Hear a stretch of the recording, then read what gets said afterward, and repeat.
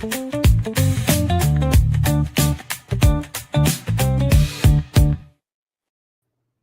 is the Matt Mosley Show holiday edition.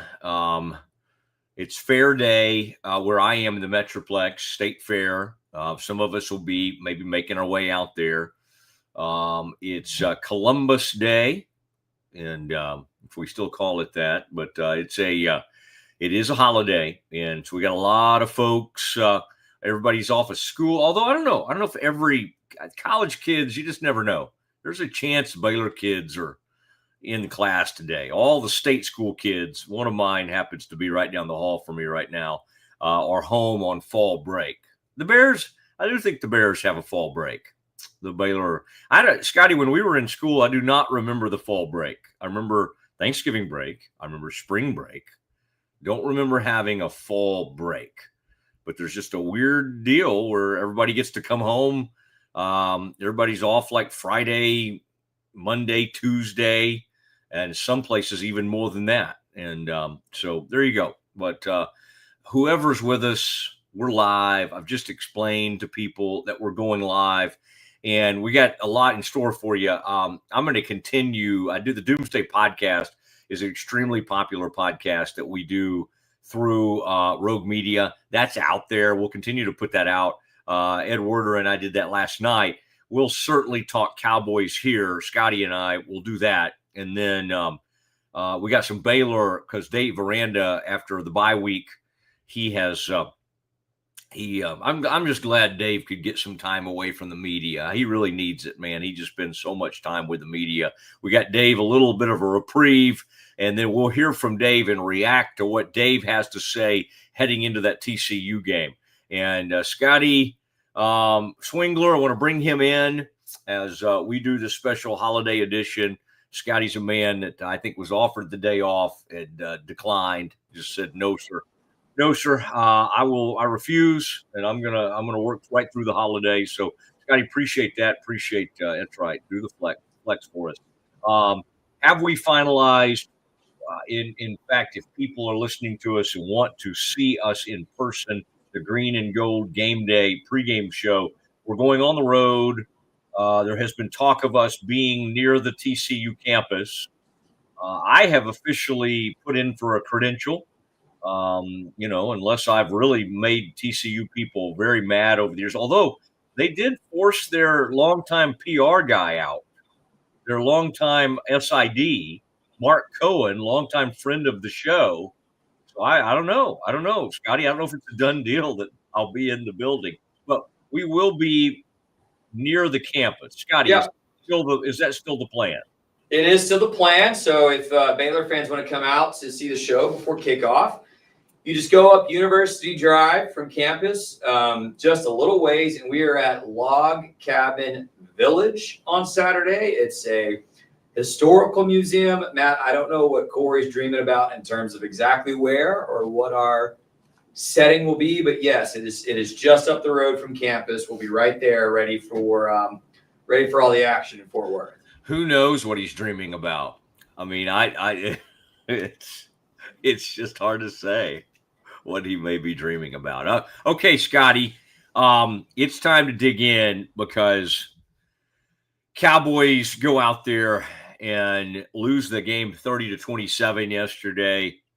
Had every opportunity in the world. You go win a game. I think we got to get to the point where you can't like keep expecting, it's the whole insanity, the definition of insanity, trying to do the same thing over and over and expect a different outcome. I guess they had the only outcome different that you can expect is when a team plays the Jets. The Jets are dreadful. I think they're 0-6 now. They're pathetic. All right. So I do, Scotty, I'll say that right for you. You were right on that I think I was just hoping we would have some interesting things to talk about with the Cowboys. And so when the pass rush looked really good and they hammered the Jets, I wanted to think that meant something. And you gave a very dour, it's the Jets, it doesn't matter. It doesn't, it doesn't mean anything. And if they didn't, and I thought they would go at least take care. I thought there was a chance you had to be right if they got blown out by the Commanders at home. I did not think they would go to the land of the Panther, a place where they have to play them every year. Why do the NFL schedulers do things this weird? It's like you might not go to a place for like 7 seasons, but you could go play at Carolina 3 straight seasons. Make it make sense. Now, for the most part, that's a good thing. You want to go play. If you're going to have road games, you want them to be against bad teams. So playing in Charlotte on almost an annual basis is a great thing. I don't know why they do that, but that's what's happened. And the Cowboys find a way to lose this game, a game that I always thought, they are kind of letting them hang around, but surely the Cowboys will find a way. And at one point, they got a lead in the game, and you're like, okay, this is probably when they need to pull away. I mean, did they have like a 24-20 lead or something like that? I mean, there was a moment where it was like, okay, they're okay. They're gonna be fine. They'll win. And it's just this defense is so horrific. I mean, it's like in the past. What's wild to me is if you think about it, Scotty, when they lost in the playoffs to the Packers. That seemed like such an incredibly low moment. And I think we were so everybody was so angry that Jordan Love and the Packers did that in 2023 that people were like ready for Dan Quinn to be gone. Like, good riddance. I'm glad he got a job. I'm glad he's gone. Like, that literally was how people handled that. I mean, imagine that. They've now been through Mike Zimmer. That was bad last year. Not as bad as this. Like, this is... Last year when they didn't have Micah, things got really bad. Now they don't have Micah. Things have gotten even worse. Like the one thing I'll hand it to Trayvon Diggs is he was honest after the game. I mean, he just said, we have no identity. We're basically horrible. I thought he was honest about that. I thought the most honest moment that I've heard this season was Shoddy after that game. And Scotty, I'll tell you what, tomorrow – We'll have all our people come back from the holiday, and I'll find this nugget from him. But it grabbed my attention. It was Shoddy asked if the players, because he's saying they have the players. Okay, it's not a player. It's not a personnel issue. It's not having the players. So, okay, what do you blame it on? And he was asked if it's not the players, do the players not believe in the scheme? In the defensive scheme. And he said, well, that's the big question. And he went on to say, I'd like to think that they do. I think that they believe and we, and he said nice things about Matt Eberflus, but it was the first moment there was a hesitation and he did not immediately dismiss that question. Did not dismiss the thought that they just may have a horrible scheme. And again, we all see that and can know that, but it's another thing for the head coach of a football team to basically come out and go, I don't know that we have the right scheme. I mean, here's what I'm reading today. All right. This is from the people who are with the team every day. This is what I used to do. I used to be embedded with the team. I used to be out there for every practice. I was there. This is what I'm reading from those folks, that they went into this game against the Carolina Panthers going to play a lot of man. They were going to play a lot of man coverage. But they got into the game and decided to play a whole bunch of zone. But remember, they'd been practicing the entire week and leading up to this game, man coverage. And yet they got into the game and they're like, I don't know about this. Let's go back and play that zone. Oh, well, I wonder why guys are running free. I wonder why Rico Dowdle is wide open in the end zone. I wonder why Teteroa McMillan is wide open in the end zone. I mean, busted coverages, horrific run defense. I mean, Scotty, it got to the point where, I think we were trying early this season to go, well, they've been better against the run. Why would a team ever run it when Russell Wilson, who is everybody's celebrating with the Giants that he's no longer their quarterback, he threw for 450 yards against the Cowboys. I mean, he went off. in the passing game, so they didn't have to run. They didn't have to run the ball. Panthers came out. This is how bad it is. An undrafted player who had one good year with the Cowboys, had a pretty good year last year when they didn't have anything. They finally handed the ball. They're like, hey, let's try this guy. And he ended up running for over 1,000 yards. Scotty, he's now gone back-to-back games against Miami and Dallas, and he's got 473 yards from scrimmage in those two games. 400. So he's almost got 500 yards from scrimmage in two games. He ran for 206 yards against the Dolphins. Cowboys held him to 183.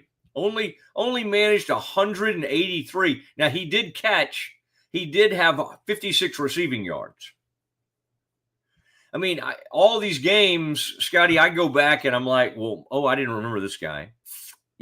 Oh, yeah, that guy had a good game. That guy gave him some good carries or good catches. In this game, you just look at one guy. You just look at one man. One man came in and just completely crippled the Cowboys. I mean, he was a one-man wrecking crew, and he called his shot. It was. I mean, it'll be one of those infamous moments in Cowboys history with Rico Dowdle, a man who they didn't care enough to even offer barely like a minimum. I think they act like they tried to offer him something. He left, and he ends up getting free agency, and he signs a deal that could be worth up to $6.5 million if he hits a ton of incentives. Well, goodness knows he has to be hitting some incentives right now. But he basically signed a one-year deal for about $3.5 million. Almost like a veteran-type minimum. This is Rico Dowdle. Just happy to be here, guys. Thank you for the uniform. Do y'all have any, like, can I get some, like, Nike stuff? What do y'all have? Do y'all have any Reebok or whatever the NFL uses these days? What do we have? Can I get a few? Can I get some stuff to, maybe give my family? Okay. This is what that man signed for, because Chuba Hubbard, the former Oklahoma State great, is their lead back. He's their lead tailback. And Rico Dowdle comes out and he says, after last week's game, he has a big game, and they're all huddled around his deal. And they're like, what about going to play your old team? Thinking, well, I wonder what he'll say. And he says, they better buckle up. Oh, the Cowboys heard that, and they had a big time with it. The head coach even, we'll be buckled up. We'll be ready. Rico's a good player. We'll be ready, though. We'll be buckled up. Players saw it. Players talked about it in the locker room, and they weren't buckled up. And he had a great quote just right after the game. It was very simple, straight to the point. And he just simply, and because he's from that part of the country where he's playing now. He's from the Carolinas. He played at South Carolina. He may be from Gaffney. Is Gaffney North Carolina or South Carolina? He's from that whole area where the Panthers play. They play in Charlotte, but he's from that area. And he just, after the game, they asked him, Scotty, he said they wasn't buckled up. That's great. It's great. Scotty, see if you could find it. I mean, not like in the next 30 seconds, but like that. I just at some point today, before we sign off on this holiday, on this sacred holiday, I don't feel like this holiday is getting a lot of attention. And plus our man Columbus, we used to celebrate him. Now I think he's kind of the villain. I think Columbus may have mistreated some folks when he landed on our fair shores. So I don't know. I don't know where we are on Columbus. I'm not going to get into that, but let's just say, like on most of these holidays, you get some U.S. flags going. If you sign up with the Boy Scouts, you get some flags. Always love seeing all that, driving around. Columbus Day, not so much. President's Day, yes. There's some days that we do it, but not for this one, all right? It seems like we're trying to forget this day, but it's still, I think, a federal holiday. Schools are taking off. People are taking fair day. We got a lot of stuff going on today. All right. Scotty, let me bring you in for this. And kudos to you. You heard me start to do this a little while ago, for not falling for the Cowboys. And given the fact that you've grown up watching the Cowboys, when you grew up, my gosh, kind of like Texas, and right outside of Waco, you you've seen enough recently not to fall for this. And I would think you're going to fall for it. Now, again, will we come on and react? And will that bring great interest to what we do if they somehow knock off the Commanders? Absolutely. And we will give it appropriate reaction. What I don't think Scotty will do, and what I will no longer do, is to react to those brief, nice moments with, oh, here they are. And I think what warped my mind, Scotty, was that the Eagles lost twice. The Giants are better, but not a threat, right? And it just kind of was like, wait a second. There seemed to be a brief opening. Go to Carolina, get it to 3-2-1, and then you're almost tied with the Eagles. Eagles are sitting there at 4-2. Commanders play tonight against the Bears. Bears are 2-2. One of those wins comes against Cowboys. So you start to formulate a plan like, maybe the Cowboys can get back in this. So, Scotty, full credit to you. You were right not to get faked out by this team in any way and to basically say that the Jets game didn't mean anything, because in the end, it did not. And we got to see that yesterday. And the Cowboys, what's that line? They are who we thought they were. Whoever said that. They are who I thought they were. Yeah. Yeah. Well, thanks for the credit. You continue to model for me a quick humility and trigger to admit when I'm right. I will continue to attempt to return the favor. Yeah, man, this defense is atrocious, and I saw. Oh, I think it was Ed Warder. Yeah, it was your podcast partner, Ed Warder, who you do the Doomsday podcast with, tweeted out to remind folks that outside of Dan Quinn, this 31st ranked defense has actually been the norm for the Cowboys in the last 6 or 7 years. It wasn't good with Zimmer, and it wasn't good with who was the other guy before that? Well, they had Rob Ryan back in the day. They had Mike Nolan before. Nolan. Yeah. So that was Werder's tweet said under Mike Nolan, the Cowboys had the 28th ranked defense in the NFL. Under Zimmer, it was also 31st. And so outside of when you've had Dan Quinn, this defense hasn't been good. So maybe it's an Eberflus thing, but it's also a personnel thing. Very much so. It's on. Yeah. And as Ed is so prolific from a tweeting standpoint, picking through here. It's like finding a needle in a haystack. But Ed gets in these arguments. It is interesting. Either people in their 60s that are like NFL people, like Ed, they're either never get on Twitter like Sal Palantonio, or they're too active, right? They treat it like Facebook. And I would say Ed's probably a little too active, and I would tell him that, and I have told him that. What I'm trying to tell him is like, it's like kind of when you and I are maybe trying to get some traffic on our new show, or we get Barry Switzer on, like when you put something big out there, you just let that stand for itself for a little bit. Ed's one of those, like, he'll put something big out there, right, and then tweet 50 straight times after it. Sometimes you just got to let people come to you a little bit. This is a point he just made, though, that I think is along what you're just saying. You're saying, okay, there are some personnel. Okay, I think the coaching's horrible. I think Eberflus, no matter who the personnel is, his inability to marry the front with the back end of this defense is horrible right now. Yeah. But now I blame some of that on him because, you go into a game and I'm reading where, hey, let's play man. And they get to the game and they're like, no, let's just play zone. Let's just zone this thing up. And they just lose everybody. I mean, think about how bad that quarterback is. Like, he's not a great quarterback. The Panthers quarterback, Young. Yeah. He's not he's No. not a good long-term He answer at he quarterback. legitimately may not be in the league in like 4 years. Like, Correct. yeah, Correct. He's only going to get these opportunities because he was the first overall pick. And it's like, correct. what are they going to Yeah. do? They got to Yeah. at least try to use him. And he has his moments because he can move around pretty well. But it's obvious he doesn't have that great of an arm. He's really not that accurate. But Right. but anybody can hit guys when you just let them run wide, stinking open. These safeties have no clue. Donovan Wilson, the old A&M guy who had an interception in this game, Scotty, he's a box. He's what you'd call a box safety.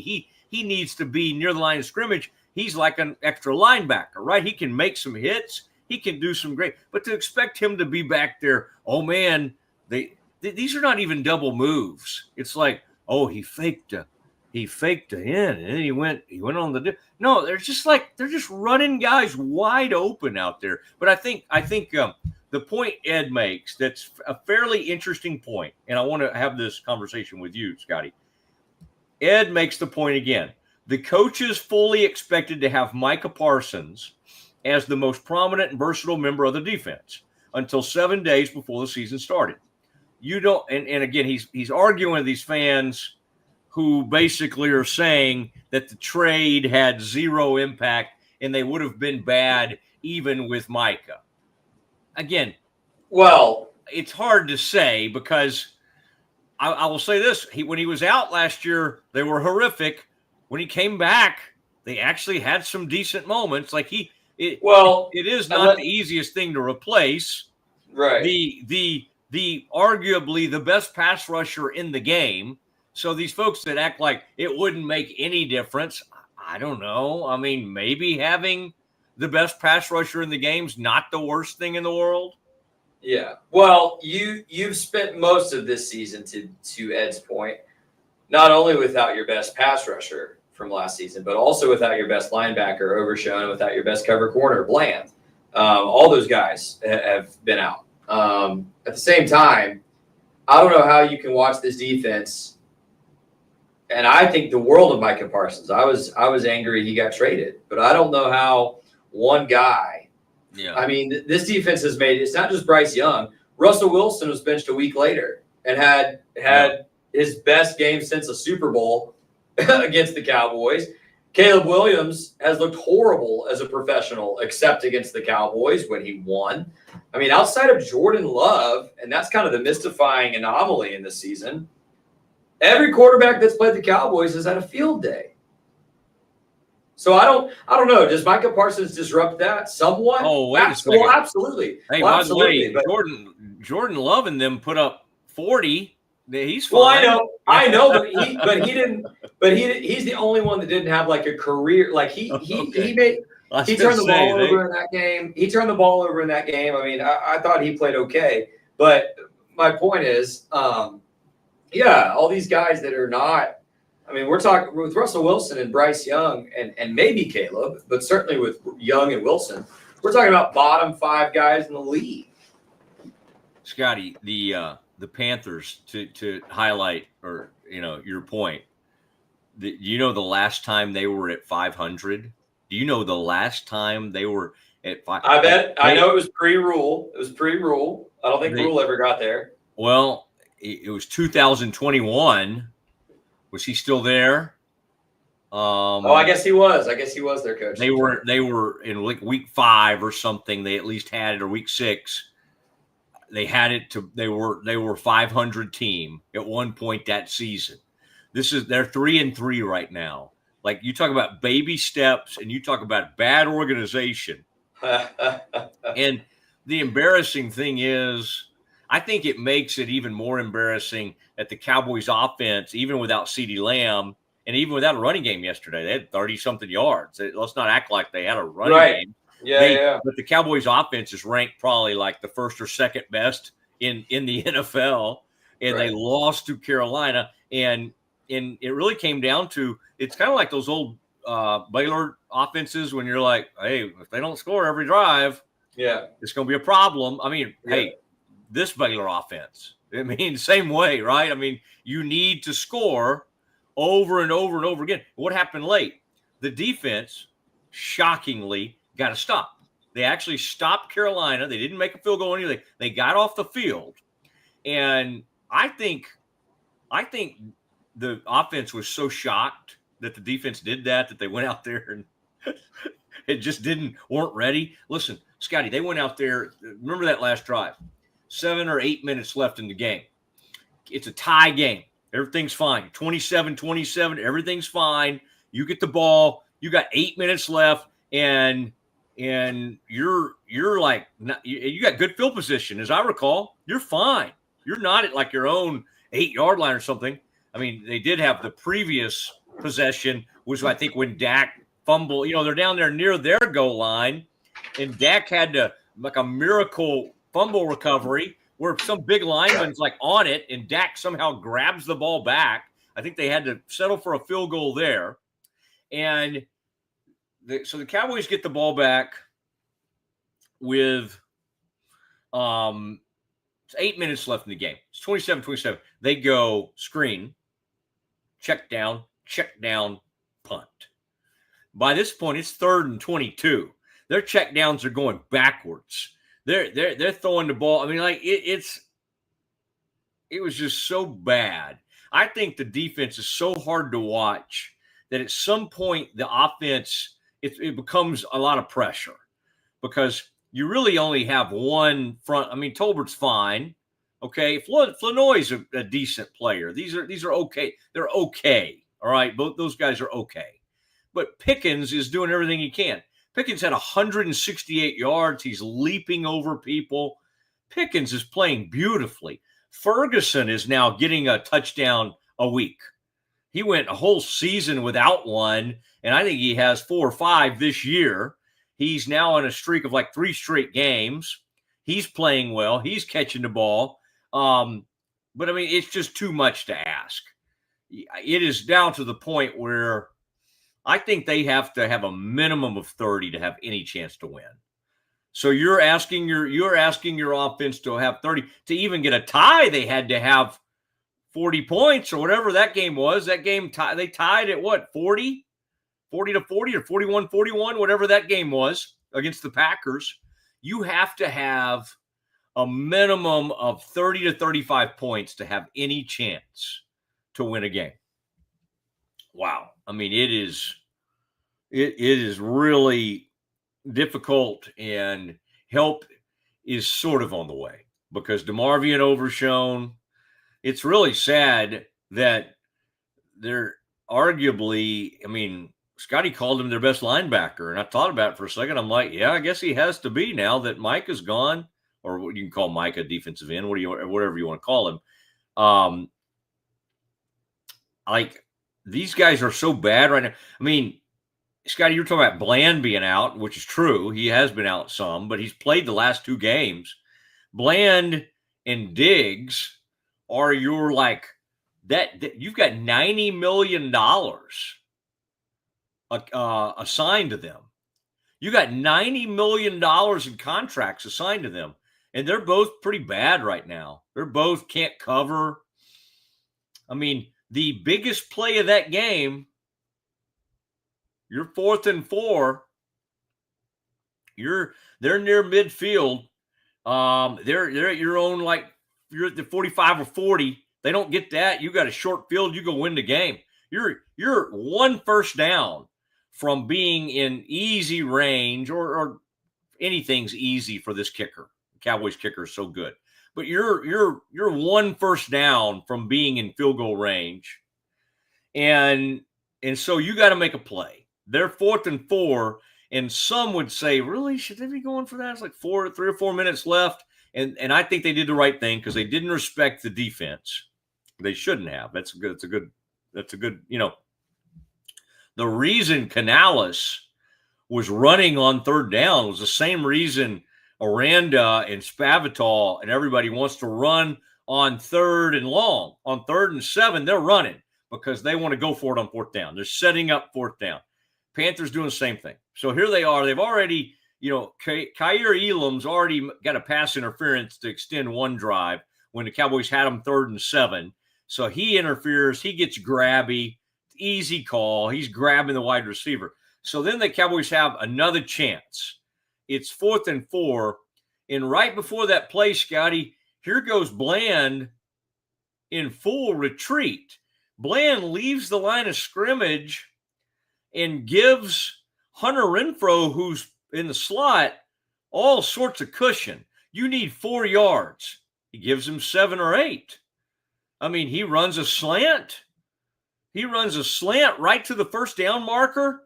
Ball goes in. Cowboys are trying to move Kenneth Murray, trying to undercut that route. He didn't get there quickly enough. He wasn't going to get there. Bryant, all Bryce Young had to do was he never looked anybody off. He never looked off the linebacker. He looks at Hunter Renfrow and goes, I'm going to send a slant right here for a first down. And the Cowboys said, you know what? Think about that. They were going to try to throw that even if it was in like tight coverage. They were able to throw a quarterback who's not that good and not that accurate, was able to throw that ball into soft coverage on 4th and 4 with the game on the line. And that allowed them to eat up the final 6 minutes and change. On that last drive, they take it ball back over with about 6:07 left. And here they come. All the way down the field. They eat the clock the whole way. It's Rico. It's Etienne. And then the Cowboys couldn't even let them score. Something they should have been, Scotty, extremely well qualified to do. There should be no team in all of the NFL that is more qualified to let another team score. Because at that point, they were in field goal range. They're at about the 20 or the 25-yard line. And the Cowboys, and honestly, it was the right strategy, okay? The Cowboys were going to let them score a touchdown. And so Etienne gets through the Cowboys defense, and then he falls down. Smart play. After the game, they're asking Coach, did you think about letting them score? I see people writing after the game that the Cowboys thought about letting them score. They did. They tried to let them score, and the Panthers were too smart to do it. Etienne fell. I mean, I think they only put him in there because Dowdle was probably tired. He'd probably had, by this point, 35 touches on the day, 35 to 36 touches. He had 56 yards receiving and 183 yards rushing. It's one of the greatest days of any back they've ever had. Scotty, if and we were talking about the other day about the white running back and Scattaboo and your contention that Scattaboo should have gone in the first round, and I was just saying, well, there's some reasons he didn't go in the first round. Well, McCaffrey was the obvious back who was in the Scattaboo category, the white running back category. And McCaffrey used to be with the Panthers. People forget that because he's been so great with the 49ers now for a few years. But he used to be with the Panthers. And he was their only good player. They were horrible, but they had one really good player, Christian McCaffrey. And he had back-to-back games at one point, Scotty, where he went for like 417 or 420 yards from scrimmage. Rico Dowdle, who doesn't even have half the pedigree, doesn't have even a quarter or anything that McCaffrey has now set the record for back-to-back games yards from scrimmage with like 473 yards, and he called his shot. That's the most embarrassing part of this whole thing. He says to the Cowboys, you better buckle it up. You better buckle up. And they just said, okay. All right. And they show up, and they don't have like the pride to even, and there were no adjustments ever made. He kept doing it throughout the game.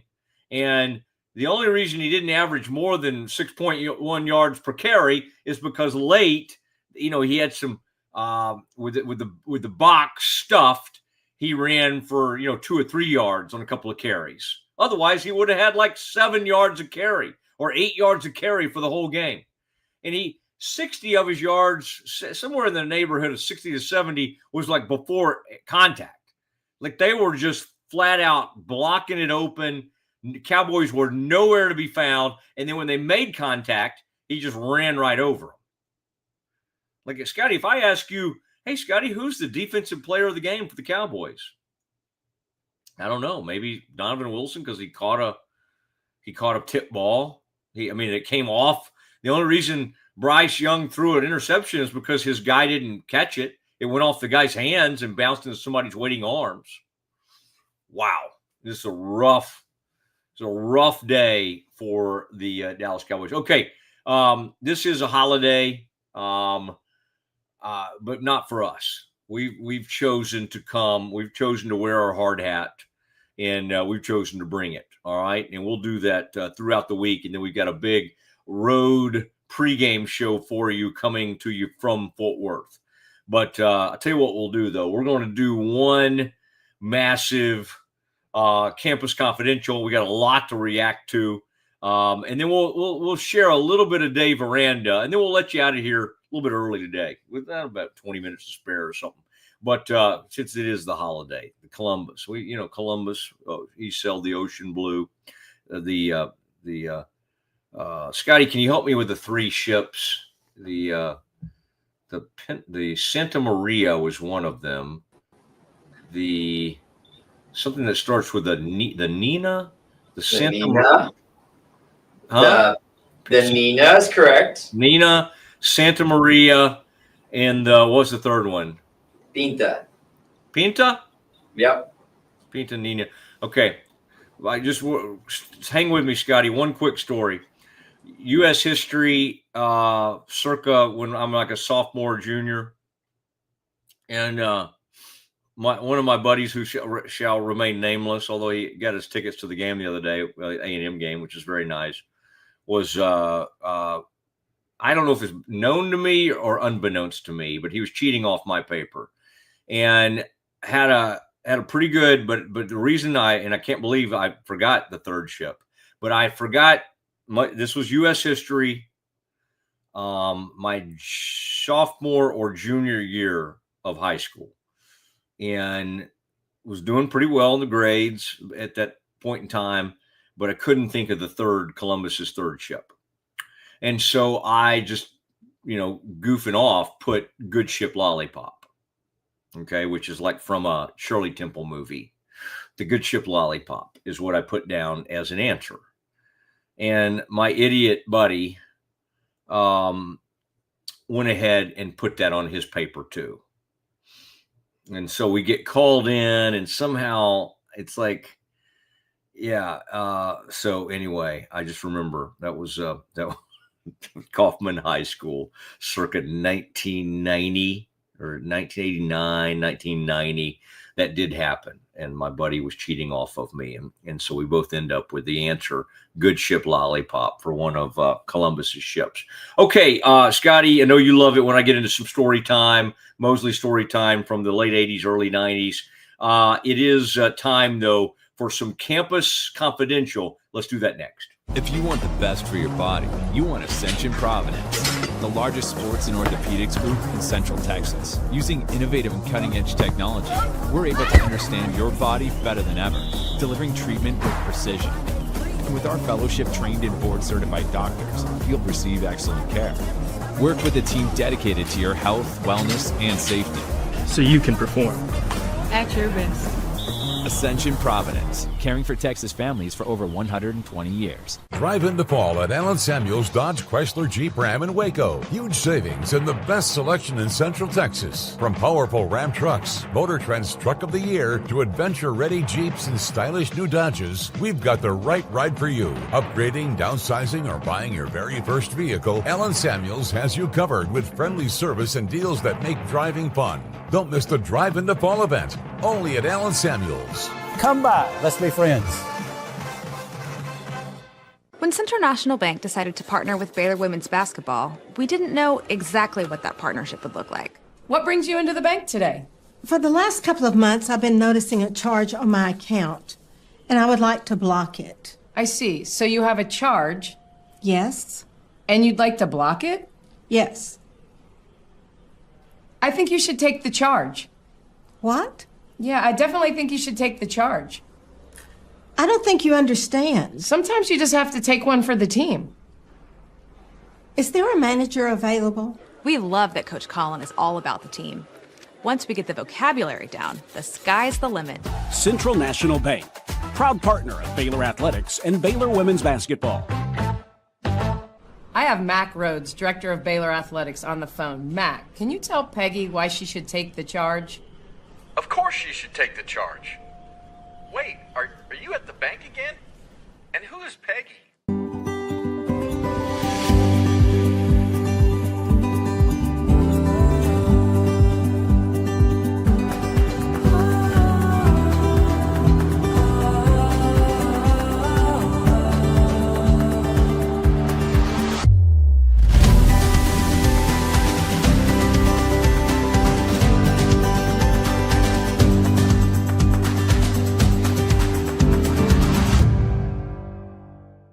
Football is back, and Underdog is the best place to make picks and win money all season long.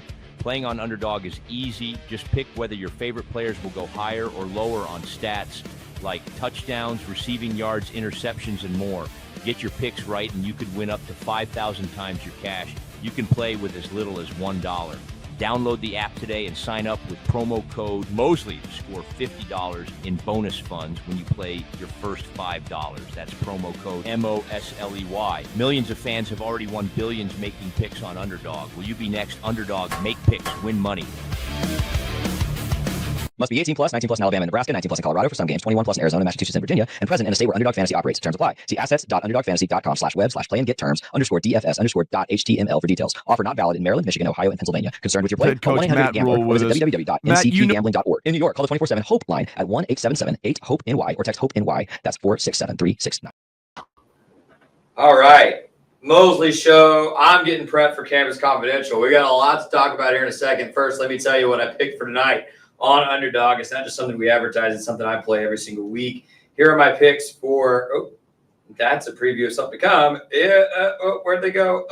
Hey, there's my picks for this evening on Underdog. If you want to watch Monday Night Football and play along. James Cook, higher than half a rushing plus receiving touchdown. Dude has quietly been one of the top 4 or 5 running backs in the NFL this season. I think Buffalo is really, really going to come out with their hair on fire against Atlanta. Atlanta, not a particularly intimidating opponent here for them. And, of course, Buffalo coming off that disappointing loss to the Patriots. I think they're going to play hard and play well. Cook will score. I've got Josh Allen with higher than 24.5 rushing yards. That seems like a give me. I think he could approach 50 rushing yards this evening. And then Caleb Williams, we were just talking about his career day against the Dallas Cowboys a few weeks ago. He will throw an interception tonight. I've got Caleb Williams with higher than half an interception against Dan Quinn's Washington Commanders.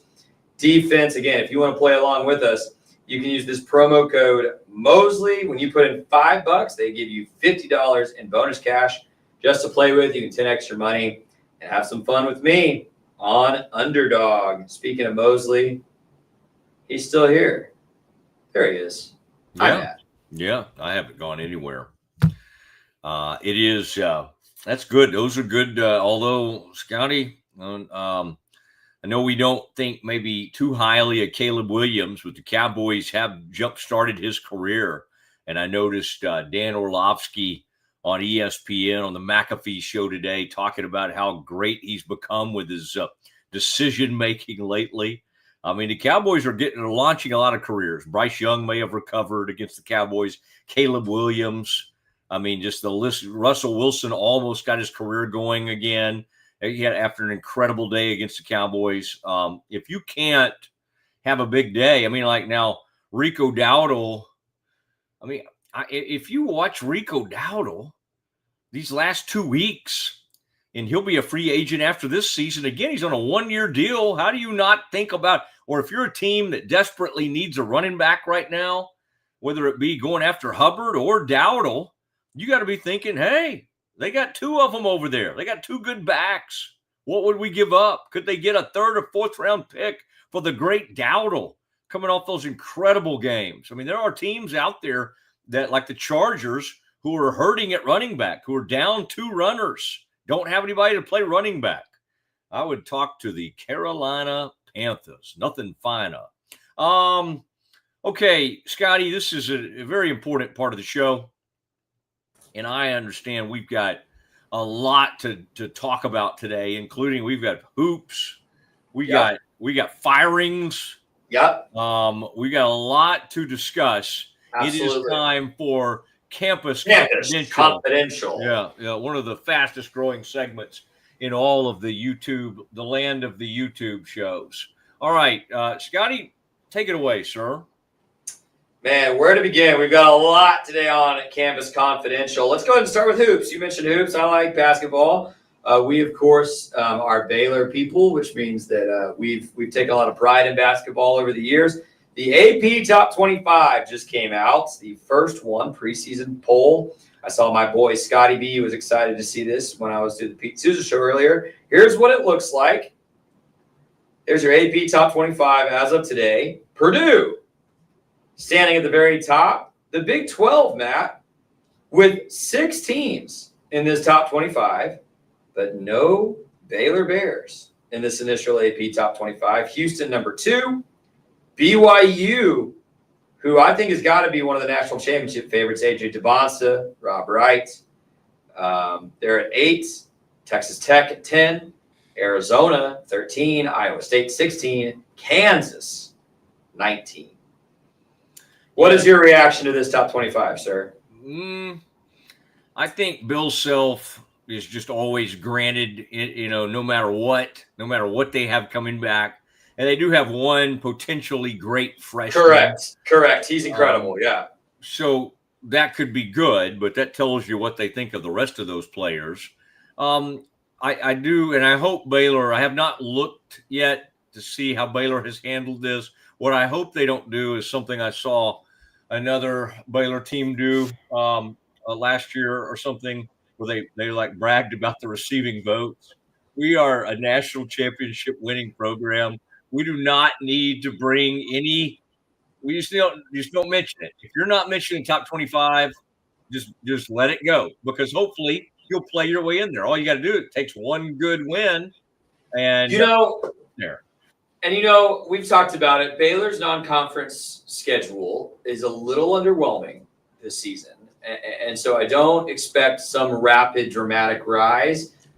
But Matt, I think if I think back over Baylor's basketball history, outside of 2021, when they did come in as a favorite because of how good that 2020 team was, Scott Drew teams seem to have played better when they are the underdog than when they have the target on their back. I think this is a good thing, especially when you have an entirely new roster. I think there really are absolutely no expectations for this team. Yeah, and a tremendous opportunity, I think, to finish top 2 or 3 in the Big 12 and make a run at this thing. I know you and I have talked about this. I'm very optimistic about the pieces. Yeah. Cam Carr I did not go to the scrimmage, but from all accounts, Cam Carr just looked like a beast at the scrimmage. Tunde led in scoring. Dan Skilling's played extremely well. A lot to be excited about. But right now, AP might say Baylor's 7th or 8th in the Big 12. Yeah.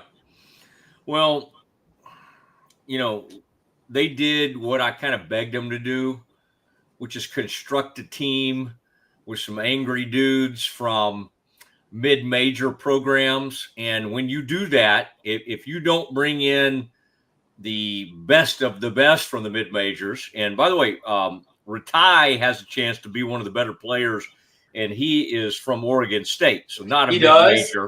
What do we call them now? Because they're not in. They're in the Pac-12. Are they a group of 12? Yeah. Are they a group of 5? I mean, it seems weird to call them a mid-major, but we kind of throw all that group of 5 bunch into mid-majors, honestly. But if you're talking about mid-majors, Obi Agbum, I think, is a perfect fit for that description. Yeah, he had a poor shooting night. I looked at the box score from that exhibition you're talking about. He was 2 for 10, but he had a ton of assists. He had 7 assists, and I think he averaged 22 a game last year at Wyoming. Like, dude can score. He was good.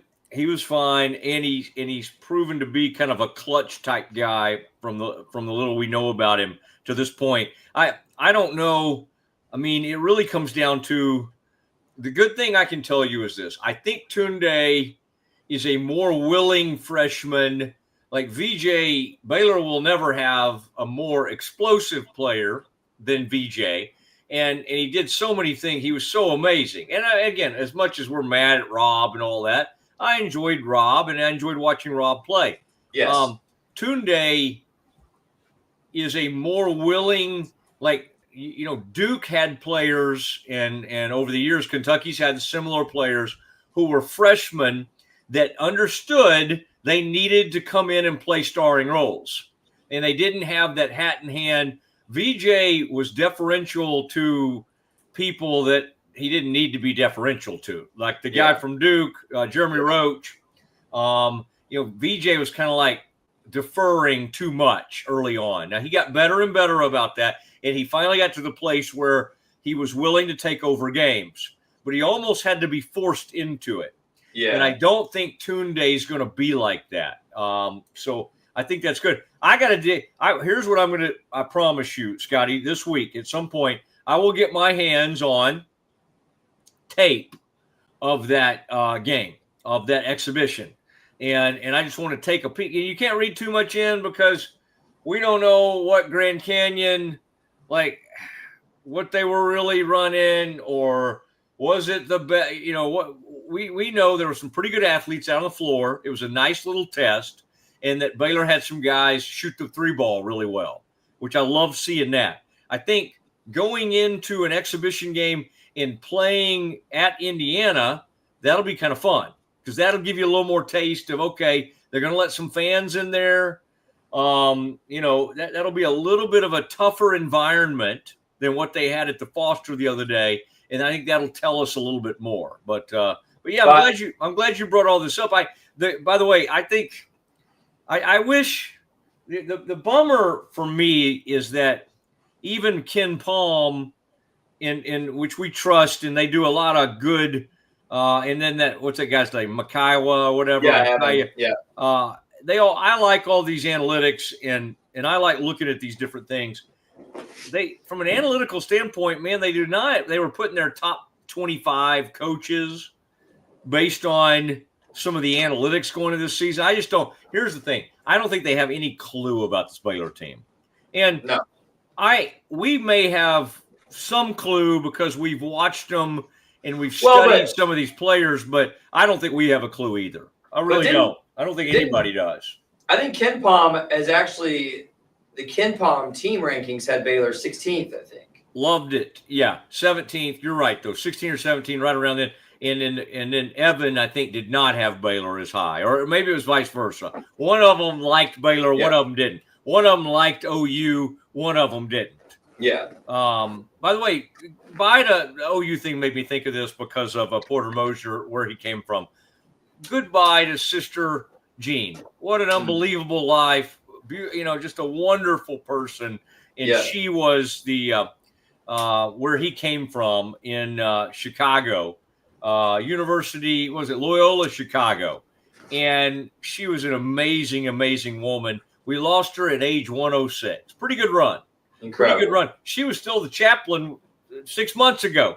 She was still like the chaplain or chaplain emeritus for the basketball team. And she finally had to take a step back at age 106. So we love you, Sister Jean, one of the great characters, one of the great people of college basketball. One of the things that makes the NCAA tournament, we don't want to see them screw it up, so wonderful is we get to know people and personalities and people like that along the way. That said, last thing I'll say on that top 25, I guess what I'm saying is no matter what Kelvin does, he's earned the respect. He's going to be top 10 no matter what. Yeah. No matter what kind of team he has. And again, he's bringing in some great players and he's bringing some great players back. I wish they treated Scott like that. I don't know who to blame that on or what, but Scott does not get treated like Kelvin Sampson, and he should, because Agreed. Kelvin has not won a national title. Scott has. Agreed. Is Kelvin a better coach than Scott? Maybe. Yeah. Probably. But I don't know. They're in the same category. Yeah, but why? But so a Scott team should get treated. We should say the people can complain about Baylor the way they complain about Kansas and go, well, they're rated again because they're Baylor. They should be, because they were a number 1 seed in the 20 season that got knocked out because of COVID. But that was a number 1 seed.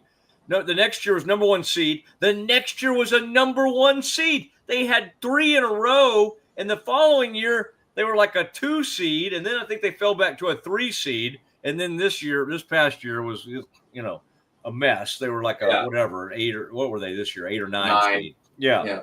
But Scott has earned more respect than he's given in college basketball, is all I would say.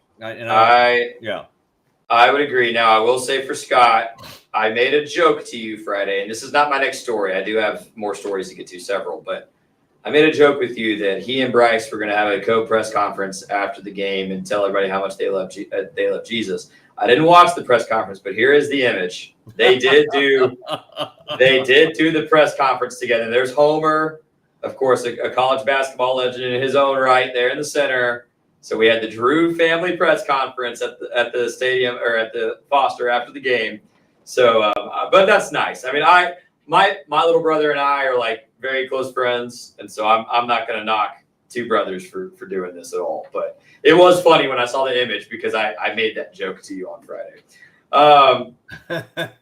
We have not confirmed whether they talked about Jesus. Highly likely. I think he starts every news conference with, I want to thank God for this opportunity or something. So I think thank you, Baylor fans. I think I want to thank the Big 12. He says something about the Big 12. Like, I'm just always like, this is a typical Big 12 game. Maybe it wasn't. By the way, it wasn't. Bobby B chiming in here. Bobby B, who won our Schmaltz's trivia contest last Thursday. He's got to figure out how to get down here and get his coupons from me. He says, to quote the great Pat Nunley, we got some dudes. So Bobby likes this Baylor roster as well. And he said that presser was cool, meaningful with Dad there. Absolutely. I need to watch it. Yeah, and get in there and join Bobby B. Get in there on the comments on the YouTube. And we're our green and gold game day. We're seeing more and more people pour in. We want to see that with the Mosley show. We see that on the Doomsday podcast. So we've given you, I think maybe there's too many Mosley platforms right now. Yeah, never too many Mosley I'd like shows. to cut back on some of that. Okay, what else do you have for us? I know this is a very busy day, including some huge firings that have taken place. Yeah. So I've got 4 more stories. We can do the firing. That's huge, obviously. But here's where I want to take the firings. Obviously, Trent Dilfer lost his job yesterday. I know that's what you're worried about. No, James Franklin, after 3 consecutive losses, including the last 2 in which Penn State was a 20-point or better favorite. James Franklin has been fired at Penn State after a long run. Obviously, this was a team that was in the college football semifinal last year. But Matt, what I'm curious in talking about, what I think our audience will be curious in talking about, we all know who the name is.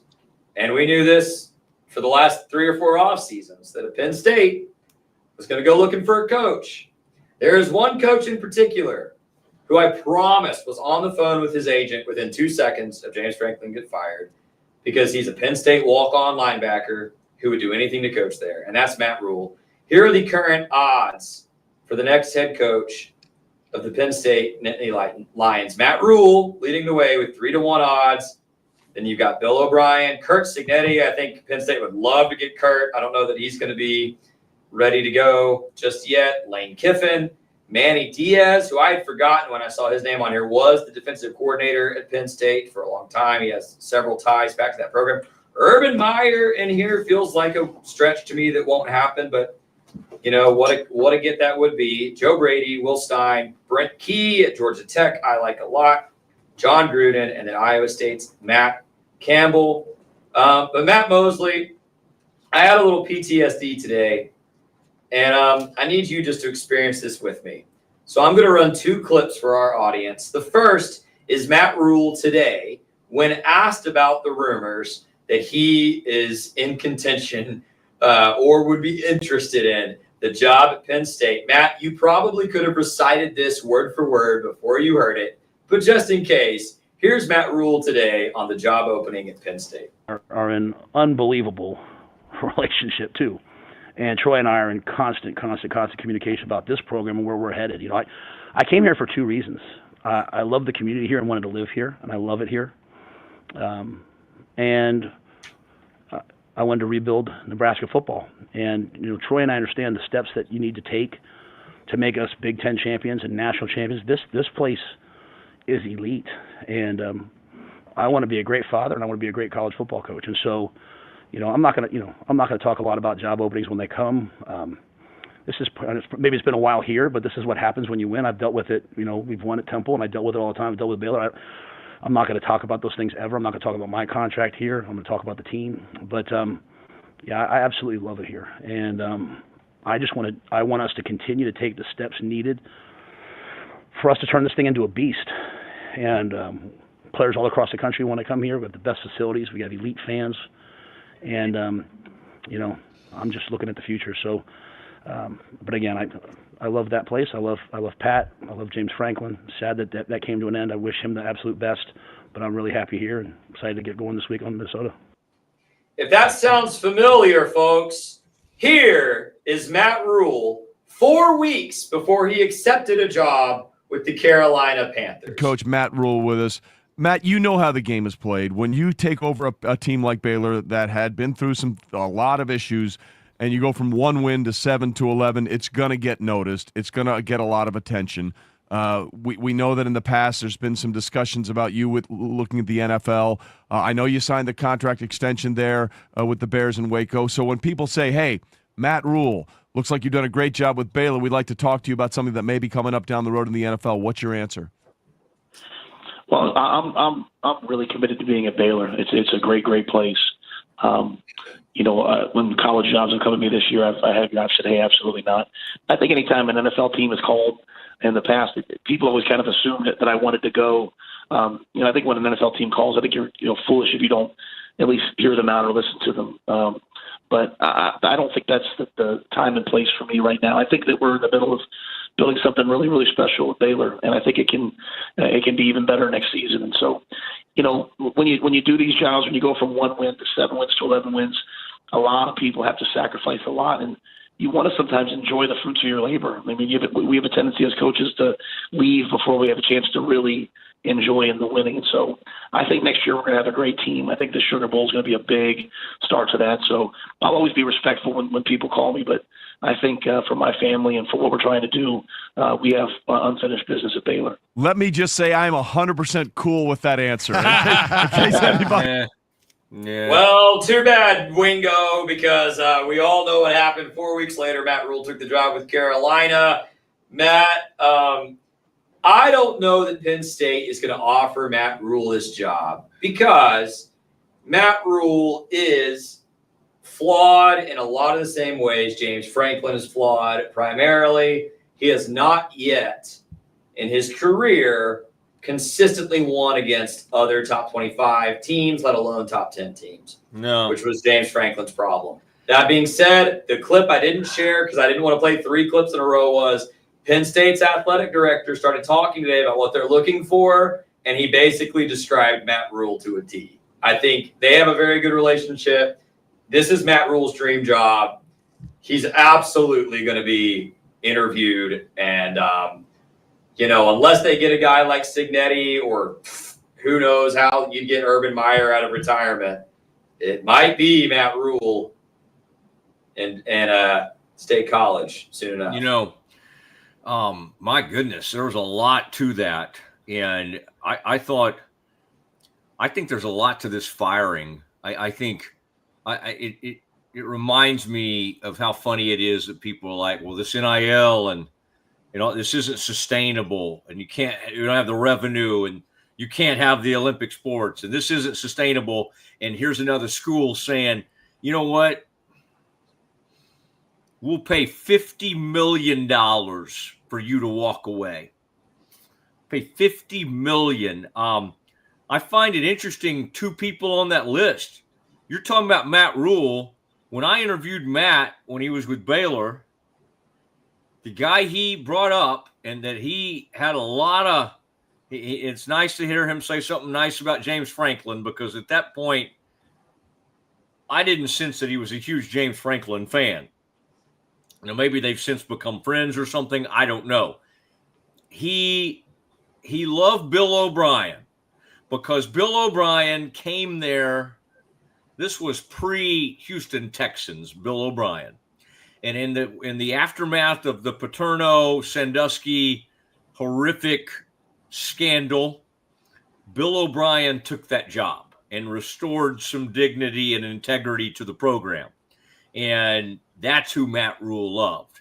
I think that's an interesting, he's been okay at Boston College. I wouldn't say he's been great, but that's someone who didn't really get to finish the job.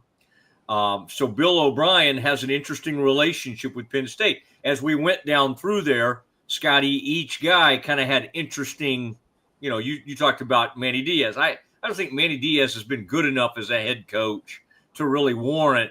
I don't think if you hired Manny Diaz, anybody at Penn State would be like, "Yes, we got Manny Diaz." No. The thing, if you're gonna go with the guy who already has a really good friendship with the athletic director, Rule is a much better choice than Diaz. Yeah. But Rule is the ultimate press conference guy. Yes, he's better at that than really any coach in the country. He's the best, and so And he does love it. He does, and it's just, these guys, for the most part, I was always interested to hear Matt talk about like his alma mater the way he did. So that would make me think that he would be open to that. The problem is he's got Nebraska kind of heading in the right direction. Nebraska's been in a bad place for several years now. And I don't know. I mean, are you stepping into a better situation? He's kind of gotten Nebraska. I mean, again, they're both great fan bases. They both have great history. It really comes down to, okay, where is it easier to win? I don't know. I think I could almost make arguments to both places. You probably have a little more financial support. It's hard to say. Probably at Penn State, but Nebraska has huge support. So this would be about going home, and this would be. But the reason I bring up that thing about his alma mater, Scotty, is because like one year, Scott Drew. We were just talking about Scott Drew. His alma mater was playing for the national title against Duke, I believe it was.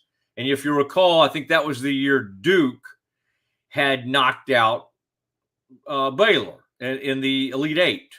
And so Butler is where Scott graduated from. And he that's where he did all his student coaching and played tennis, I believe, or something like that.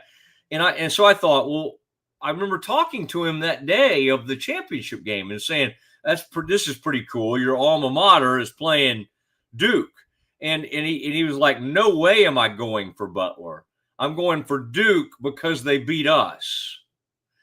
And I was kind of taken aback by that. And I thought, well, maybe surely, because, Scotty, we see things through our eyes. We love our alma mater. We love Baylor.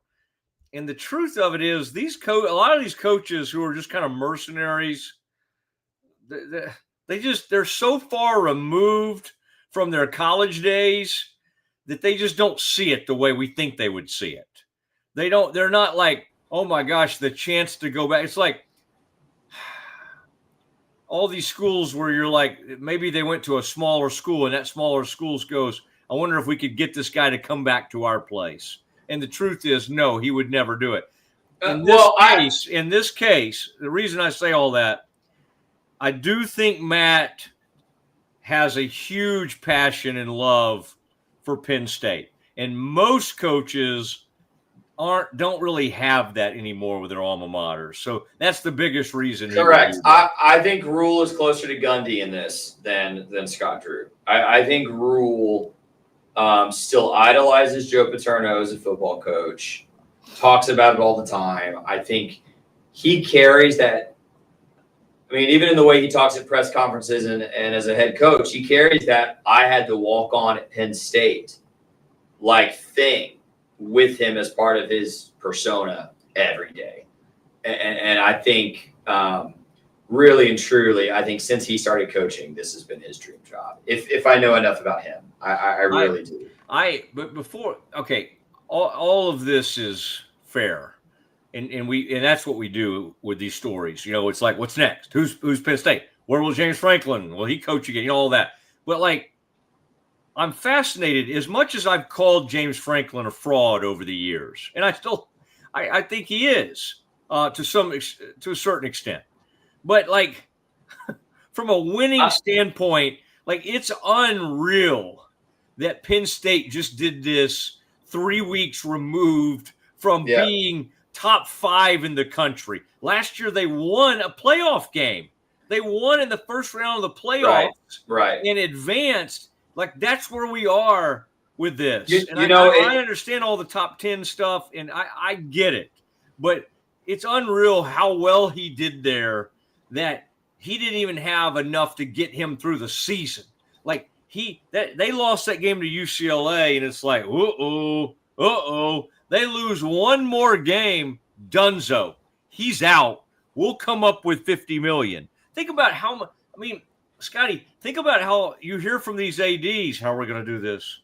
How are we going to do this? How is this sustainable? And they got to go find $50 million. And you say, well, some donor will do that in his sleep. Okay, I guess so. I guess they did that at A&M too. But my gosh.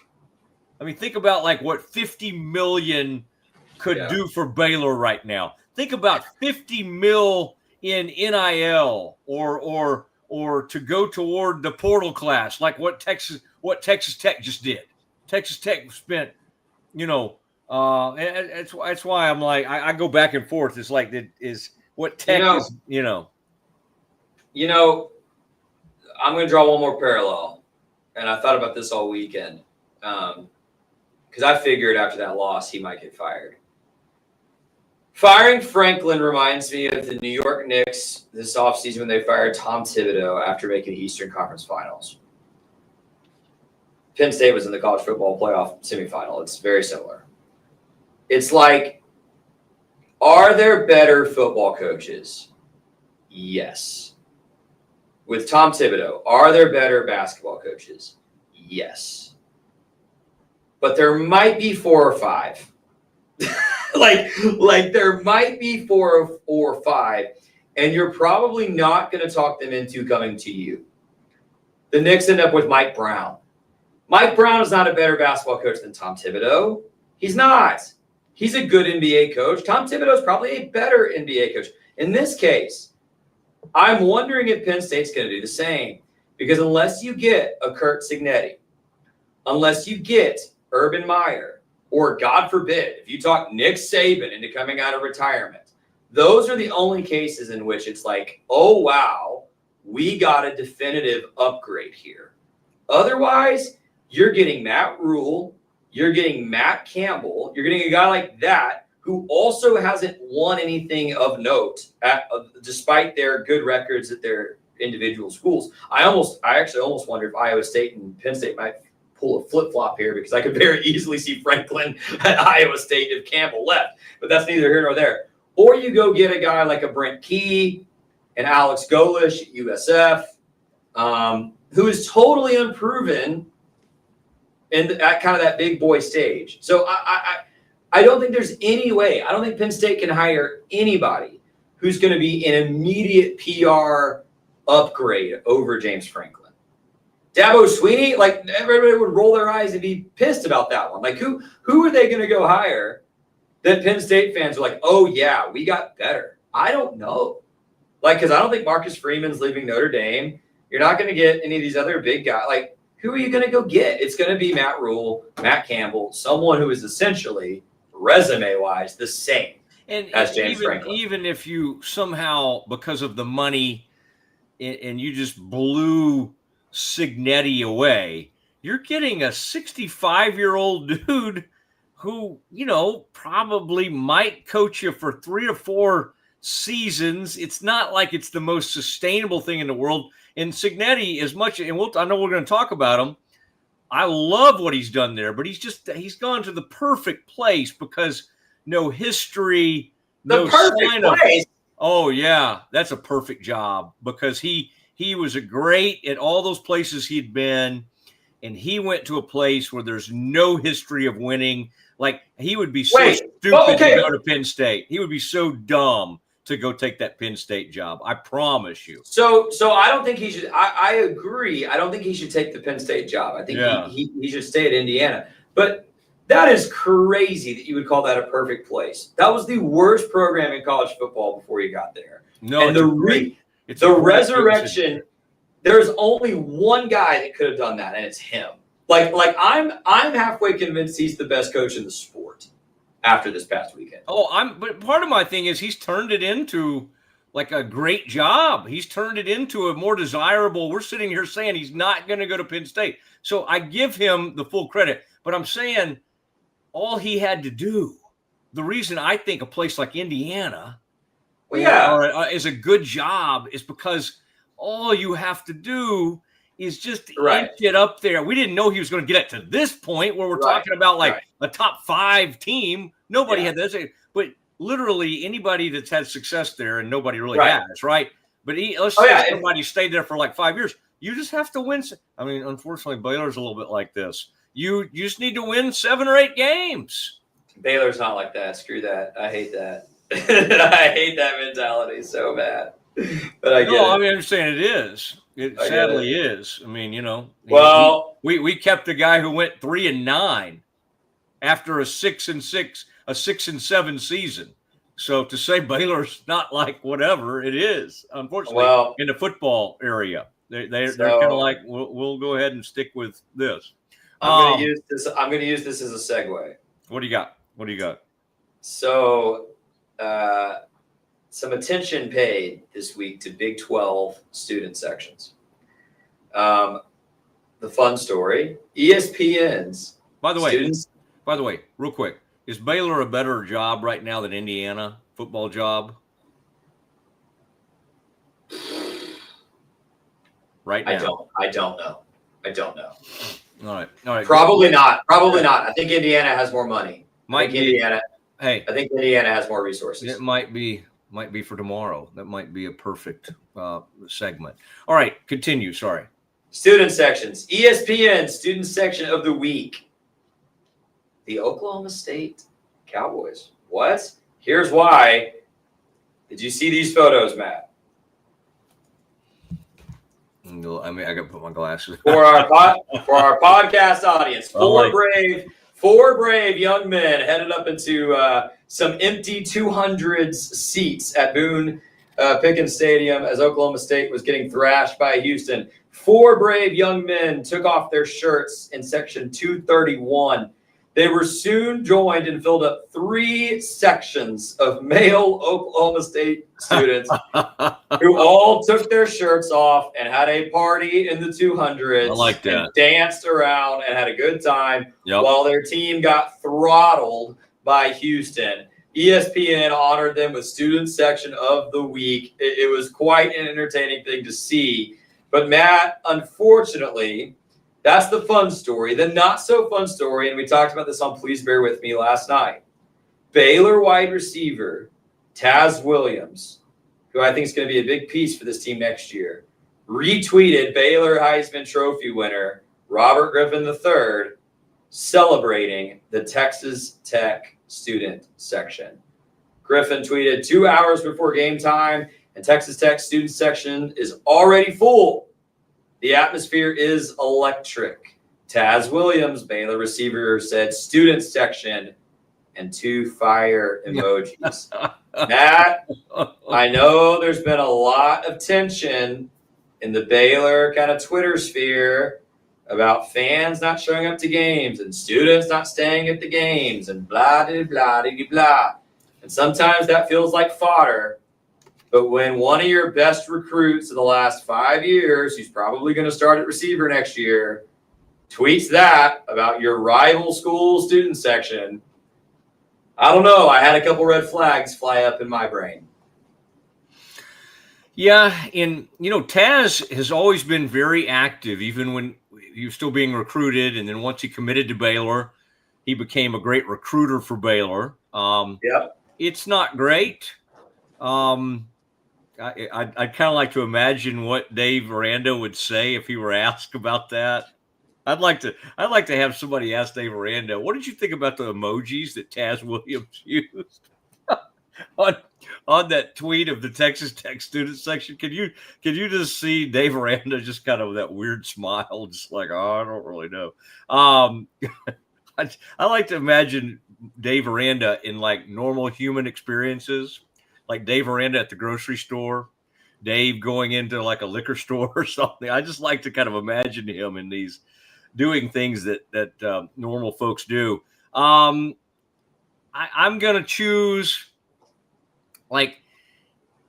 especially with a huge game coming up at TCU, choose not to read too much into this. If I were Baylor, would I try to get a Taz Williams package together for this game? Yes. I'd get him some touches. I think I'd mix in some Taz Williams. Has the man seen the field this year, Scotty? Do we know? Has Taz? Do we have a Taz catch? Do we have a? I don't remember. I think he did early, maybe in that Samford game. Yeah. I think he might have made an appearance. There's no need to be touting. This is almost like me. And you'll notice I was in the middle of that enormous scene in College Station Saturday, and I didn't tweet or text a single thing. Didn't even put on Facebook. Here I am with my daughter at the game. So I try to stay away from that. Taz recorded one catch for 11 yards against Samford. Had a big catch against Samford. All right. Well, I'm going to choose to look the other way, and I'm going to give the opinion nothing to see here. Let's just calm things down with Taz and go get a big win at the place, the Log Cabin Village at TCU. That's really what this is all about, is celebrating log cabins and the Historical Society of Fort Worth. Come see us. What's this thing called, Scotty? Do we have a name for it? The log cabin? I want to be in the log cabin. I want to be It is literally called the Log Cabin Village. The Log Cabin Village. All right. And we're going to do some reenactments. In fact, I'm going to be in one of those Abe Lincoln, what do you call those hats? Pork pie hat, something like that. I'm going to be in one of those. So come out and see me, and I'll probably grow my beard out and have kind of a Lincoln type beard. The Lincoln Room. There's a Lincoln bedroom, I believe, at the White House. All right, Scotty, continue, please. Campus Confidential expanded edition. In fact, we were going to play a little bit of Dave, but whew, my goodness, our show is continuing. I guess we could wait till tomorrow on that. But continue on Campus Confidential. This is one of my favorite episodes ever. Oh, man, you're so kind. Well, I did just want to throw up this graphic. Indiana did reach number 3, highest ranking in program history after their big defeat of Oregon. It was a convincing win, by the way, 10 points. But Oregon did have to score defensive touchdowns. Indiana's defense just looked utterly dominant against Oregon's talent on offense. But then the other thing, Matt, I was watching the other game I watched live. I watched bits and pieces of several games Saturday with my day off at Baylor, but I did watch the entire Indiana-Oregon game. And then I watched most of the Auburn-Georgia game. And Matt, did you see this at the end of the first half? No, I want to look at this. Okay. Tush push situation. Well, so I'm going to tell you the scenario before I run this camera. Okay.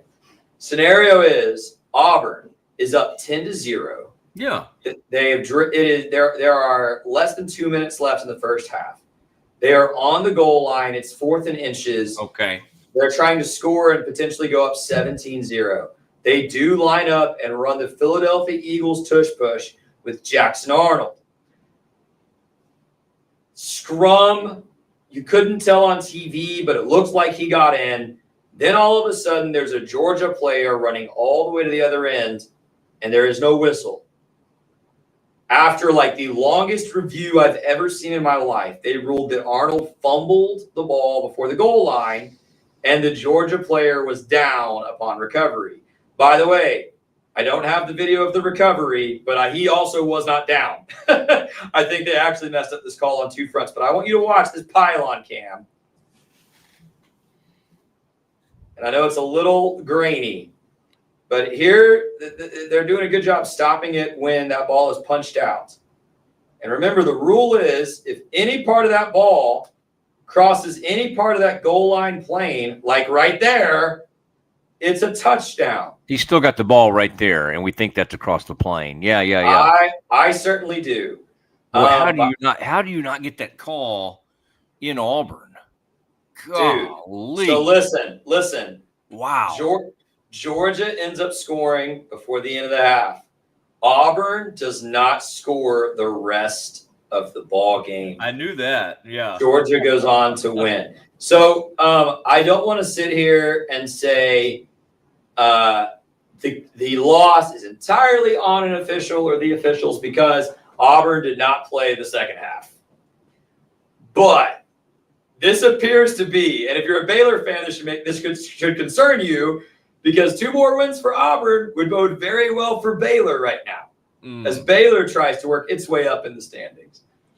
This appears to be the second time that the SEC officials have royally hosed Auburn. They admitted to it after the Oklahoma game.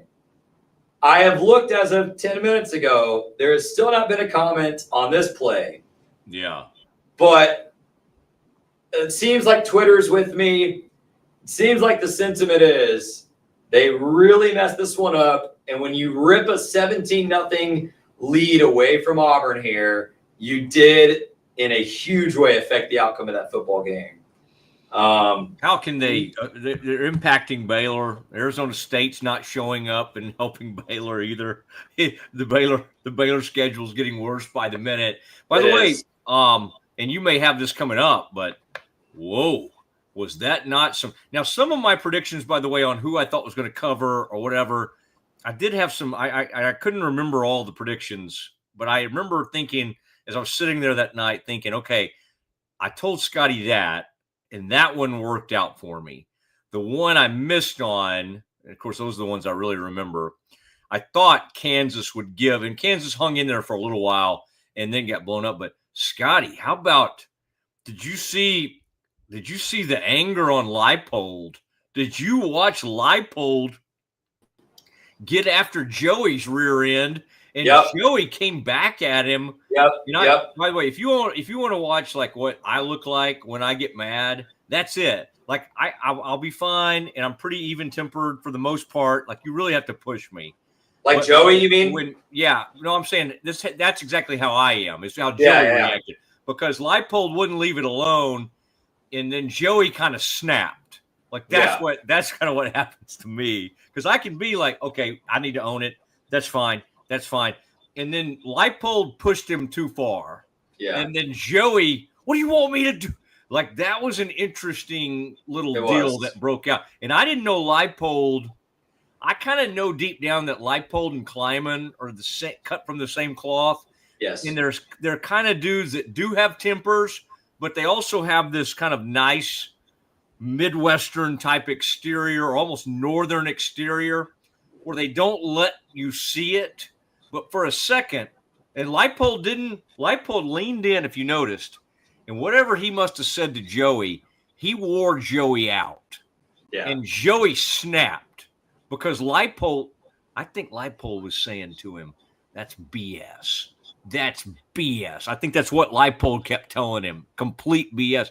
And the thing is, I mean, did we think that the Tech fans were going to do a great job of understanding the new tortilla rule? Did we think that you have a night game and you do a blackout and you let those folks drink all day, and they're like, oh, guys, you only get to throw the tortillas once.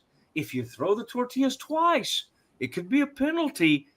They're not. And plus, at some point, I think so. Anyway, things got ugly out there, but always interesting when you get two coaches going at it, and you think, well, there'll be a cool down period, right? Leipold after the game, he was still at the podium, he was kind of worked out. I enjoyed the fight I saw coming from the Jayhawks head coach, and then I don't think Joey knows what to do right now because I think Joey likes being the plucky underdog, doing all the wrestling stuff, the Ric Flair. I think Joey loves that guy, right? Tech, before our very eyes, is becoming the big 800-pound gorilla in the Big 12, like the team that everybody's about to try to knock off. And so I'm still not ready to say the Big 12 runs through Lubbock, but now that they're moving up in the top 10, what are they at now? Are they 8? Did they move up to 8? They were 9. I think they may have moved up to 8 because I think Oregon fell to number 7. Who is? Let me look. Tech 7. Oregon went down to 8. This is the AP top 25. Is that what I'm looking at? Okay, yes. Yeah. Wow. By the way, don't you love that? Don't you love that Georgia Tech sitting down there undefeated? BYU's undefeated. They had a tough one the other night, and all those teams are looking up at Alabama, sitting there at 6 with that one loss. Yeah. Always. It's the brand on the jersey. Brand on the jersey. Really I would have been tempted. I didn't see what Miami did. I would have almost been tempted to roll Indiana up even more. My Aggie buddies did not think they were going to pass them, and I told them, I said, no. They beat Oregon at Oregon. In Eugene, right. They're coming past you. You because A&M has been really good, but they don't have other than the Notre Dame. And we still don't know how good that win. It was at Notre Dame, and so no matter what Notre Dame does this year, it's still a very good win. But that's their only just incredible win, right? That A&M has. And once again, if you look at this top 25, as a Big 12 fan, I'm not going to surprise anybody. I'm going to sound like a broken record. It is way too SEC top heavy. Just in the top 12, you've got A&M, Ole Miss, Bama, Georgia, LSU, Tennessee. At least they dropped Ole Miss, though, because Ole Miss – I know, but that was embarrassing the other night, and even Kiffin admitted that. 2 or 3 of those teams that are currently in the top 12 are going to lose another 2 games. Oklahoma's 14. Vanderbilt, Missouri, it's too much. It's too much. Texas. Why the heck is Texas ranked again? I know they beat Oklahoma, but the SEC thing is too much for me. The one thing we got to say is think about how bad the Utes looked. They're back in the top 25, and the Bearcats, who let's not act like you and I had much thought about the Bearcats coming into the season. No, look at the old Bearcats up in the top 25. So I'm with you. I think the voters are just kind of. I don't think they have any clue what to do with the Big 12 because the truth is BYU. I've seen that BYU game over the last 3 years about 10 times. BYU's down 24-17. How are they going to do it? They're going to find a way. How are they going to do it? Okay, they're down 24-17. They don't even have the ball. There's 3.5 minutes left. How are they going to win this game? And they win the game. They win the game. Because, Arizona's not going to finish out a game. I'm going to tell you that the other team I'm so that's being really sleepy, quiet, but they're really good. They did get beat by Miami. But USF is back to 19. They dismantled North Texas Friday night. I feel bad. Dismantled them, and I didn't know how that game was going to go. I don't think I expected a 30-point victory either way, and so USF is looking like the cream of the crop in terms of the group of 5 teams. Memphis is ranked 22 in the playoff projections. I've seen a lot of people still really like Memphis to be the group of 5 team. I saw another projection say Tulane. I struggle to see anybody jumping USF on the group of 5 level. The other team that I think totally controls their own destiny is Georgia Tech. Georgia Tech, outside of, I believe they still have a game against Georgia coming up. But outside of that, their schedule very light. I think they walk into that ACC championship against Miami. And even if their only losses to Miami or if their only losses to Georgia, I think Georgia Tech walks right into that college football playoff. See, I don't know. SMU got in with 2 losses. I wonder if Georgia Tech would get in with 2 losses. I think if the 2 losses are Miami and Georgia, who are currently ranked 2 and 9, I think they might. Biggest frauds on that top 25, the Mosley fraud alert. Yeah. Okay, let's not call anybody. I'm gonna stay away from the top 10. Although LSU is on the fraud. I'll give you a fraud. I'll give you a fraud in the top 10, but you go first. Okay. I got Tennessee as a fraud. Yep. I got Notre Dame as a fraud. I've got Oklahoma as a huge fraud right now. Yep. I got USC as a fraud. Yep. And Texas. I mean, I'm sorry, Vandy's. I mean, yeah, Texas is a fraud. Although I gotta say, I don't know what the Big. I mean, it's funny. We should know the Big 12 teams, but I gotta watch those guys more. Now Baylor has to go play a top 25 team on the road. That's great. Nebraska's borderline fraudulent now. But it's hard to a team right there on the 25 line at 25. I'm not going to get into, but Texas. Can you believe that? Can you believe how bad poor Mateer was? They rushed that kid back. He's horrible in that game. You got to give Texas some credit. But the one thing I felt, I was just glad to see Arch have a touch of success. And I'm not saying he was great, but he was accurate. He made some plays on the run, and he was like 21 for 27. I just kind of felt, again, I know he's probably the most spoiled kid in the history of America, but I was kind of, he's synonymous with failure was so stupid and ridiculous that I kind of have to say that I felt kind of good for Arch. All right, there it is. Who's your fraud? Your Texas A&M Aggies. No, they're not mine. They're my daughter. They are fraudulent. I will tell you, I am rooting for. I texted you this during the game, actually. Reuben Owens is a kid I covered in high school. He is a A+ human and one of the most electric football players I've ever seen in person, especially at the high school level. Like him a lot. Glad he's having some success. Do think that Reed in particular and A&M as a whole are going to drop a couple. They are fraudulent. All right, I would just say if we're looking for players to like, are we okay? What's happening there? Is everybody okay? Everybody's okay. Okay. I sound like we had some issues off camera there. Yeah, I don't know what's going on in the corner. Okay, is it Lizzie? I mean, my gosh, tell her if she's gonna make that much noise, just put her on screen. Let's hear some things. I would say that I do love that kid, that Tarian York from Temple. Oh, he's great. He's great. One of our own, and he's unbelievable. And I think he may be the best defensive player. He's my favorite defensive player in the SEC.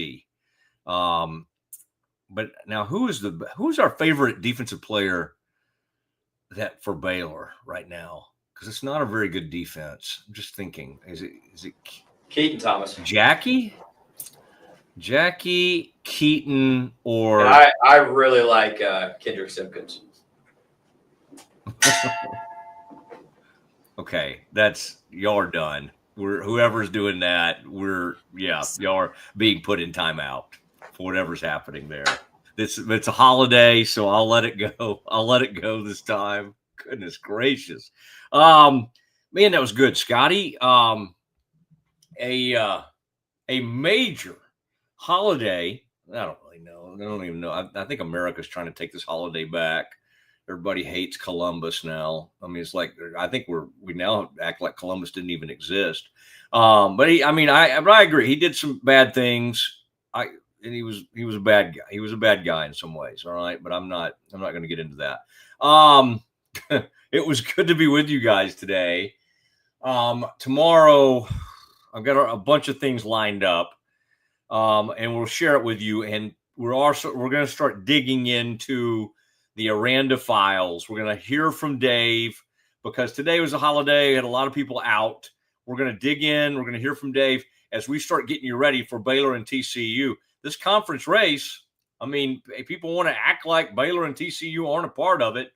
They kind of are. They kind of are, at least for now. They're still on the periphery of this thing. Let's see it play out. We got a lot to react to on that front. Tremendous work by Scotty on Campus Confidential.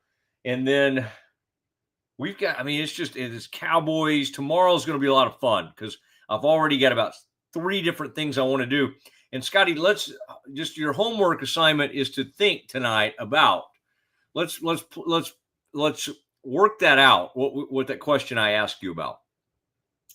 What's the better college football job right now?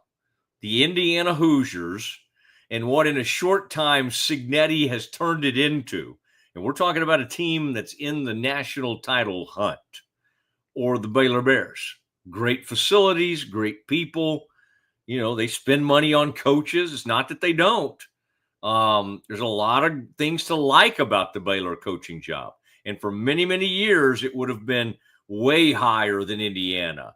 Has Indiana already surpassed Baylor as far as a head coaching job, a football coaching job in America? I think Baylor is a better basketball job than Indiana.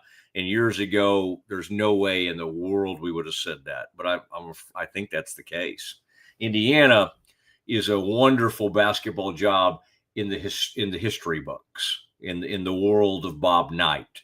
But we are about 20 years removed from them really being relevant in college basketball. And who would have ever thought you would say something like that? You have to go back to the glory days of the guy that's the brother-in-law of the Harbaughs, Tom, whatever Tom's name is. All right, it's been a good one. We appreciate it. Thank you, Landing. Thank you, Brazos Landing. Thank you for what you do. Thank you for that Bang Bang Shrimp. Thank you for the blackened chicken, that harvest salad with all the fruit, all the great veggies. And as we get into October, man, I'm excited about another. With November, we'll get one more live show, and then we'll do some live shows to get you ready for Baylor basketball. But love being by that river. People love that show, and people have been asking me about when we're coming back to the Brazos Landing. For Scotty Swingler, and Lizzie and the whole Elizabeth, our good friend there in studio, and Rogue Media Network. It is Matt Mosley. We'll see you tomorrow at 1:00 sharp.